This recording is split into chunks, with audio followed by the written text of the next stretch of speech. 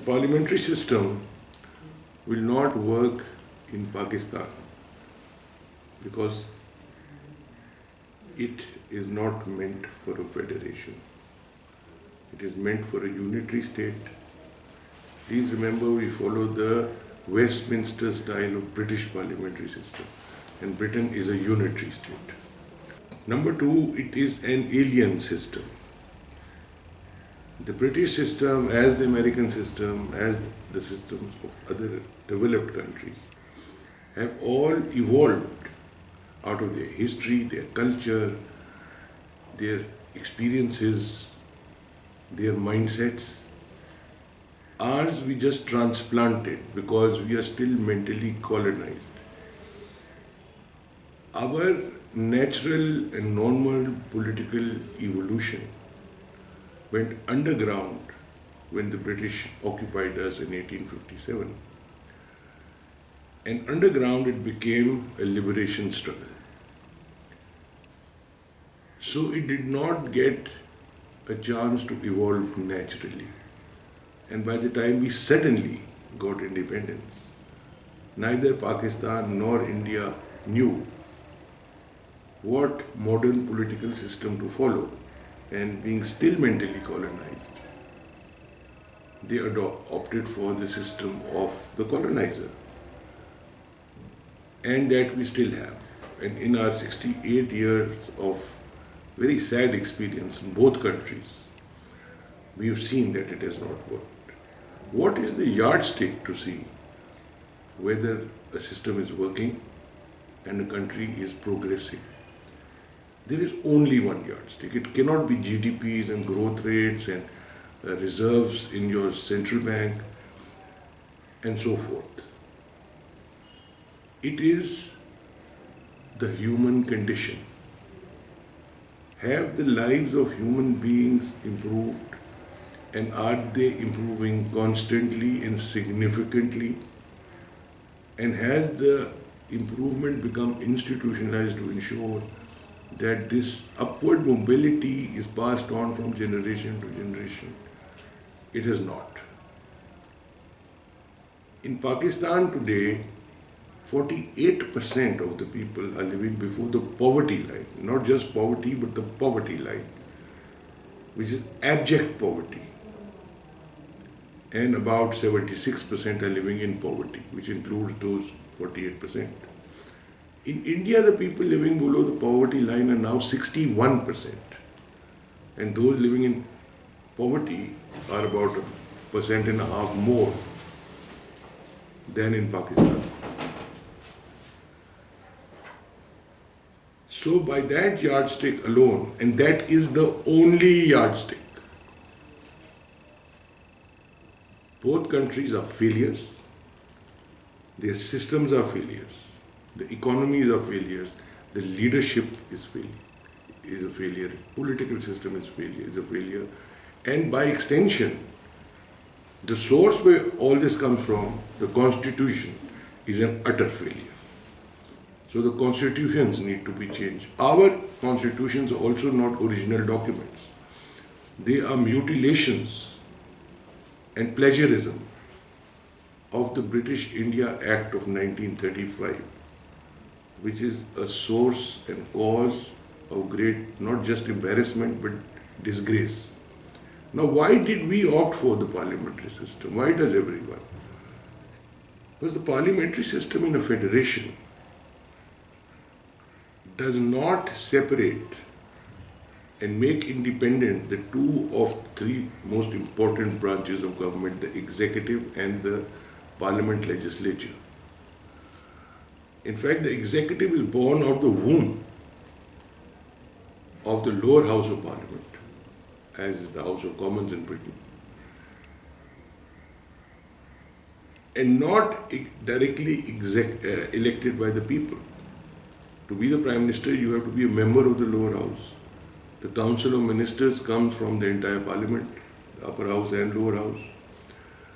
Therefore, Parliament fails to act as an adequate check and balance on potential executive excesses. And there have been many. You need a complete separation in a federation as you have in America, even though its own electoral system is wanting. Anywhere now in the modern world where there's an electoral college, as there is in America,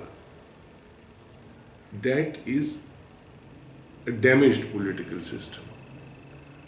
Because the will of the people is not reflected directly but indirectly through their representatives who forget about their voters and constituents and vote for their own sake or their party's sake or the dictates of the party. We need a system where there is one person, one vote for everyone above who have achieved majority, say above 18 years of age. And like in France, which has the best system, you have a run-on or a second ballot, so that if in the first ballot no one has won an outright majority of 51% of the vote cast, you have a second ballot after a short period of time, in which you only have a two-candidate race, the top two candidates of the first ballot,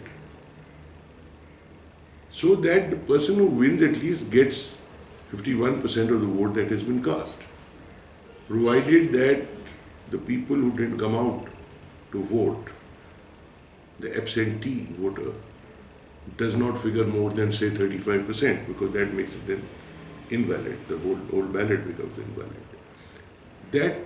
Then that person can be said to have nearly a proper mandate.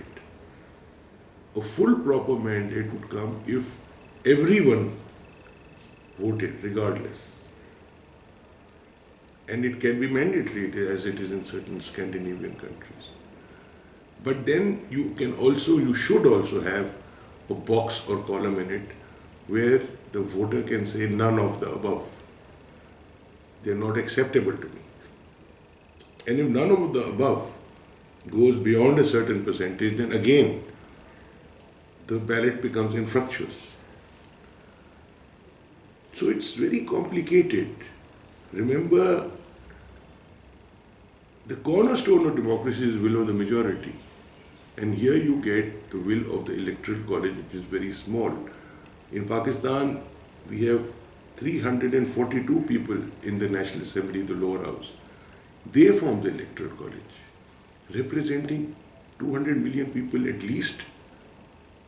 Does it make any sense you threw out Ayub Khan because he had an electoral college of 80,000 basic Democrats, because he could manipulate the electoral college? And what about these 352 or 42, sorry? They are manipulated. What do you think horse trading is? We are called donkey trading. This is what it is. But if the people were allowed to vote directly, then it would be another story. The other thing that a parliamentary system, especially of the British kind, does is that it keeps power in the rural areas. It shifts power because the majority of the population is rural. So it remains in the hands of landlords and tribal chieftains and warlords. And in the cities also the same mindset has taken hold, and even our industrialists who go into, or big businessmen who go into politics, have a feudal mindset. In the 10 years of President Ayub, when he had a presidential system of sorts, power shifted significantly from the rural to the urban areas. And that bothered the feudal and the tribal. That bothered him. And that is what explains Mr. Bhutto's nationalization. His Islamic socialism slogan was just a marketing slogan. He actually, by his widespread nationalization, he broke the back of industry and business in the urban area, and therefore broke the power of the cities in the urban area. There was a method in that madness.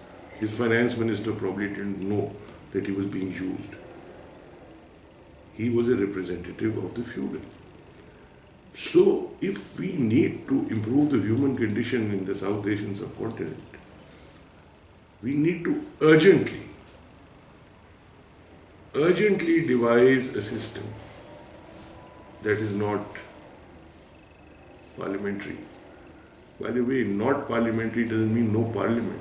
In fact, like in America, you have a parliament, they call it Congress, that is much more powerful because it is not at the mercy of the executive.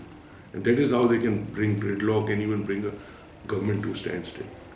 So to save Pakistan, you have to hang the parliamentary system.